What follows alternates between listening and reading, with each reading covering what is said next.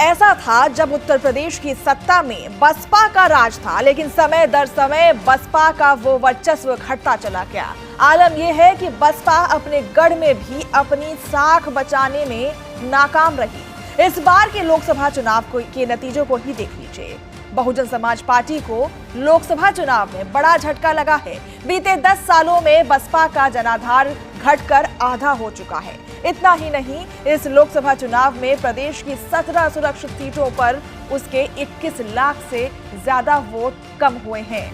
इतना ही नहीं, इस लोकसभा चुनाव में प्रदेश के 17 सुरक्षित सीटों पर उसके 21 लाख से ज्यादा वोट कम हुए हैं, जो प्रत्याशियों की हार की वजह बने। राजनीतिक जानकारों का मानना है कि ये वोट समाजवादी पार्टी और कांग्रेस को ट्रांसफर हुए हैं। पिछले 3 लोकसभा चुनाव में बसपा के प्रदर्शन पर नजर डालें तो पता चला कि वो अपने कैडर वोट बैंक को सहेज कर रखने में भी नाकामयाब रही।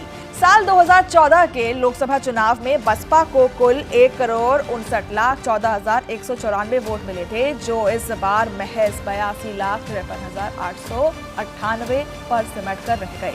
पार्टी का आधा वोट बैंक चुनाव दर चुनाव विपक्षी दलों के पाले में चला गया। जानकारों का मानना है कि यही वजह है कि बसपा को चुनाव में करारी शिकस्त का सामना करना पड़ा।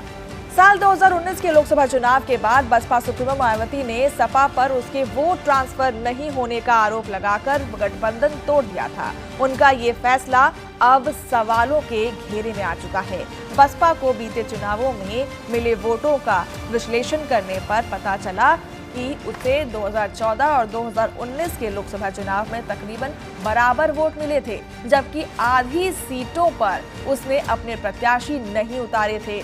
वो इस चुनाव में किसी दल के साथ गठबंधन नहीं करने पर उसके वोट आधे रह गए और उसका कोई भी प्रत्याशी जीत के लायक वोटों के आसपास तक नहीं पहुंच सका। वहीं सुरक्षित सीटों पर भी बसपा का बुरा हाल हुआ है।